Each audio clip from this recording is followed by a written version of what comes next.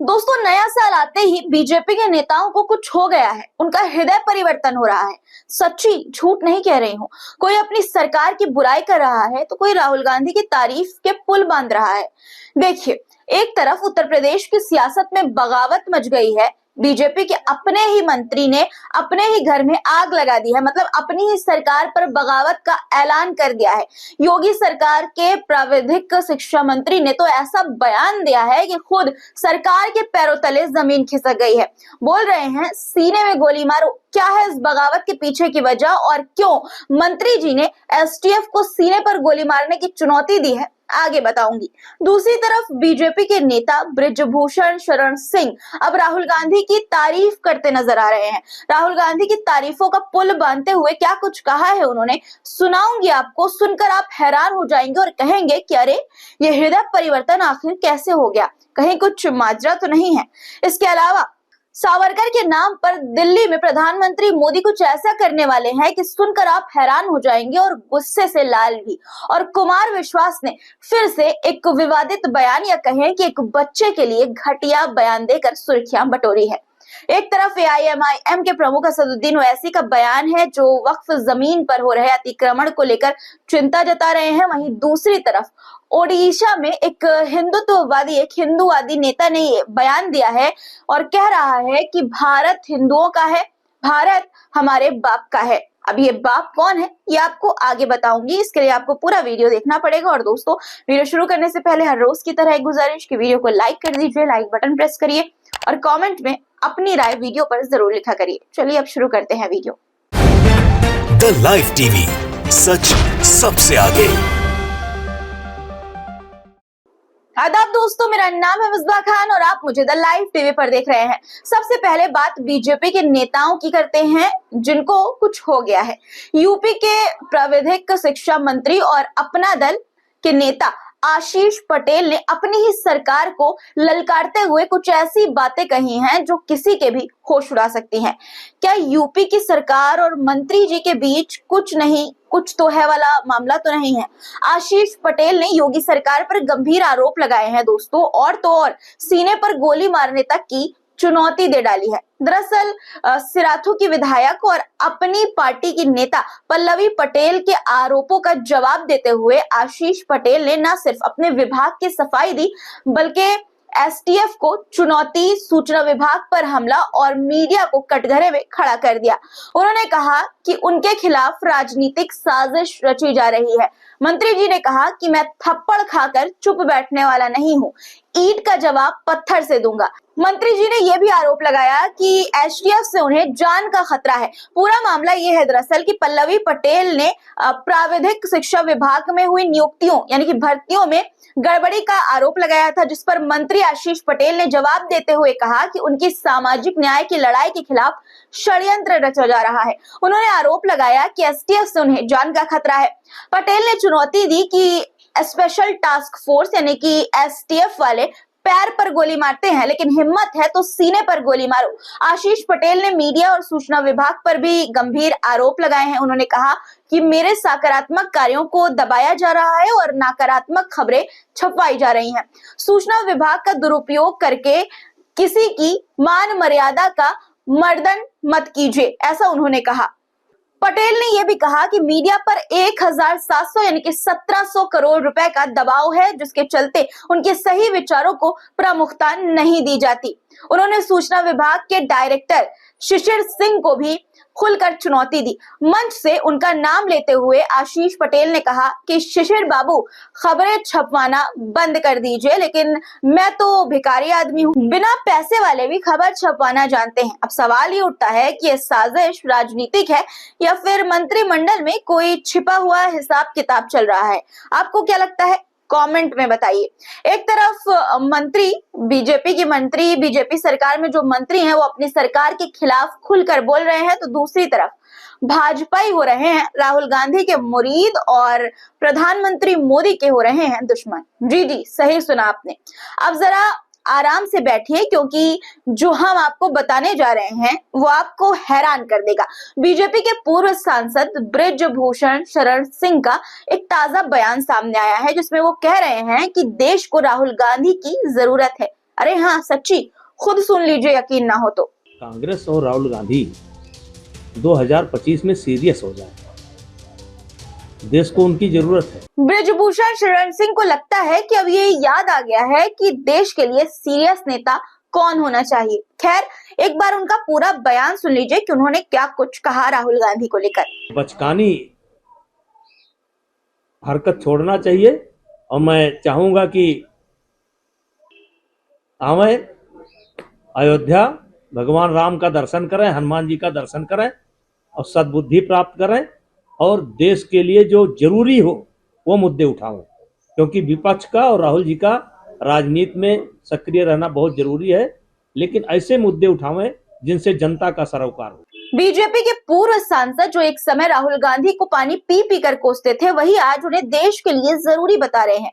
क्या ब्रजभूषण शरण सिंह के लिए कुछ ऐसा है जो वो खुलकर कहना चाहते हैं, लेकिन पार्टी लाइन पर चलने की वजह से नहीं कह पा रहे हैं? राहुल गांधी के प्रति ब्रजभूषण शरण सिंह के इस नए प्यार में कहीं मोदी जी से उनका मोहभंग तो नहीं छुपा है? ये सवाल इस वीडियो को देखने के बाद अब सबके दिमाग में घूम रहा है।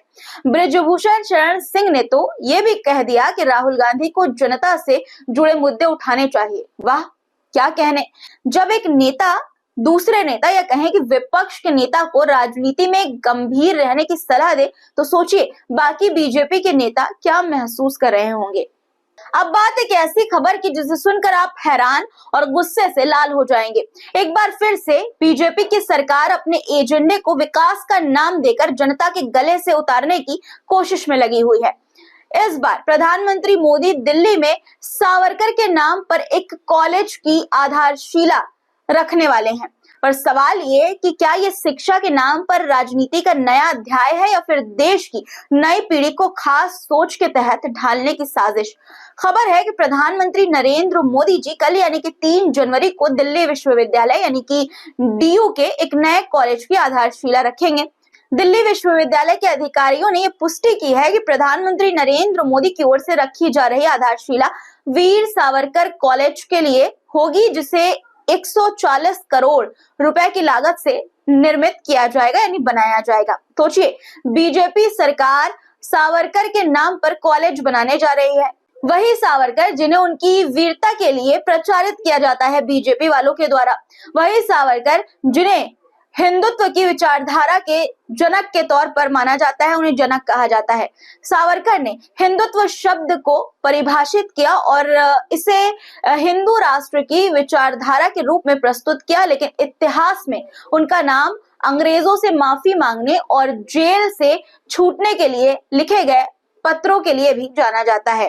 अंडमान में कैद के दौरान सावरकर ने ब्रिटिश सरकार को दया याचिका यानी कि माफीनामा लिखा था दोस्तों, जिसमें उन्होंने अपनी रिहाई के लिए क्षमा मांगी। उनके माफीनामे को लेकर यह सवाल उठाया जाता है कि क्या उन्होंने ब्रिटिश सरकार के प्रति वफादारी दिखाई। सावरकर का नाम महात्मा गांधी की हत्या के षड्यंत्र में भी आया, हालांकि उन्हें अदालत ने बरी कर दिया था। सावरकर की विचारधारा को आरएसएस और हिंदू महासभा ने अपने सिद्धांतों का आधार बनाया। वही सावरकर दोस्तों जिन्हें बीजेपी और आरएसएस जैसे समर्थक वीर स्वतंत्रता सेनानी मानते हैं, जबकि आलोचक उन्हें ब्रिटिश समर्थक और सांप्रदायिक कहते हैं। ऐसे में सवाल उठता है कि क्या ये कॉलेज भारतीय युवाओं को तथाकथित वीरता की गलत परिभाषा सिखाने का अड्डा बनेगा? अब देखिए दोस्तों, सोचने वाली बात यह है कि देश में हजारों कॉलेज और स्कूल बुनियादी सुविधाओं को यानी कि जो बुनियादी चीजें हैं उनकी फैसिलिटीज के बिना जूझ रहे हैं। कहीं छात्र बिना कुर्सियों के पढ़ रहे हैं तो कहीं शिक्षक ही नहीं है। लेकिन बीजेपी सरकार को शिक्षा के स्तर को सुधारने के बजाय सावरकर का नाम चमकाने में ज्यादा दिलचस्पी है। ये कॉलेज किस उद्देश्य से बन रहा है, पढ़ाई के लिए या विचारधारा थोपने के लिए? ये बड़ा सवाल है दोस्तों। क्या सावरकर के नाम पर कॉलेज खोलने से देश के बेरोजगार युवाओं का क्या फायदा होगा? क्या ये कॉलेज उनके रोजी रोटी के लिए कोई नया अवसर देगा या फिर ये सिर्फ भगवा विचारधारा के प्रचार करने का एक और मंच होगा? सवाल बड़ा है और जवाब इसका मिलना चाहिए। और अब आते हैं दोस्तों कुमार विश्वास पर, जो मुरादाबाद में तैमूर के नाम को लेकर बेहद विवादास्पद बयान दे बैठे। जी हाँ, सैफ अली खान और करीना कपूर का बेटा तैमूर। कुमार विश्वास ये कहते हैं कि तुमने एक आक्रमणकारी का नाम क्यों चुना, यानी कि वो सवाल कर रहे हैं करीना कपूर और सैफ अली खान से। सोचिए दोस्तों, तैमूर जो सिर्फ 8 से 9 साल का है, अब कुमार विश्वास के हिंदुस्तानी ज्ञान का नया शिकार बन गया है। तैमूर पर उनकी टिप्पणी ने न सिर्फ उनकी सोच पर सवाल खड़े कर दिए हैं, बल्कि उनके कथित कवि हृदय की गहराई भी उजागर कर दी है। क्या एक बच्चे पर इस तरह की टिप्पणी करना, क्या एक माँ बाप की पसंद पर, जो हर माँ बाप का हक होता है अपने बच्चों का नाम रखने का, उनकी पसंद पर इस तरह की टिप्पणी करना उनकी संवेदनशीलता को दिखाता है, या फिर ये महज सस्ती लोकप्रियता का जरिया है कुमार विश्वास की? मामला ये है कि मुरादाबाद में कुमार विश्वास ने माइक पकड़ा और बोलने लगे कि माया नगरी में बैठने वाले लोगों को यह समझना होगा कि देश क्या चाहता है। अब ये चलेगा नहीं कि लोकप्रियता हमसे लोगे, पैसा हम देंगे, टिकट हम खरीदेंगे, हीरो हीरोइन हम बनाएंगे और तुम्हारी तीसरी शादी से औलाद होगी तो उसका नाम तुम बाहर से आने वाले किसी आक्रमणकारी के नाम पर रख दोगे। ये नहीं चलेगा। इतने नाम थे, रिजवान रख लो, उस्मान रख लो, लेकिन तुमने तैमूर का नाम रख लिया।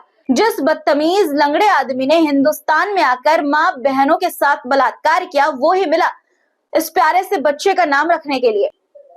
अब अगर इसे हीरो बनाओगे तो खलनायक तक नहीं बनने देंगे। ध्यान रखना, भारत जागा हुआ है, ये नया भारत है। यानी कि दोस्तों एक तरह से ये धमका रहे हैं सैफ और करीना को कि तैमूर को अगर हीरो बनाना चाहोगे तो हिंदुस्तान उसे हीरो नहीं बनने देगा, यहाँ तक कि खलनायक का रोल भी उसे नहीं दिया जाएगा। अरे वाह कुमार जी, मान गए आपकी रिसर्च स्किल को।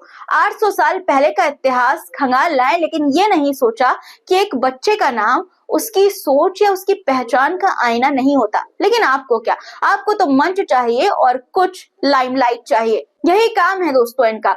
कुछ दिनों से ये कुछ ज्यादा ही विवादित बयान दे रहे हैं, जिससे इनका मंसूबा क्या है, इनका मकसद क्या है, वो साफ नजर आता है। अब बात करते हैं डियर फ्रेंड की, मोदी जी के डियर फ्रेंड की। इसी महीने डियर फ्रेंड यानी कि डोनाल्ड ट्रंप शपथ लेने वाले हैं, लेकिन उन्होंने अभी तक प्रधानमंत्री नरेंद्र मोदी को न्योता नहीं दिया है, यानी इन्विटेशन नहीं दिया है अपनी शपथ का।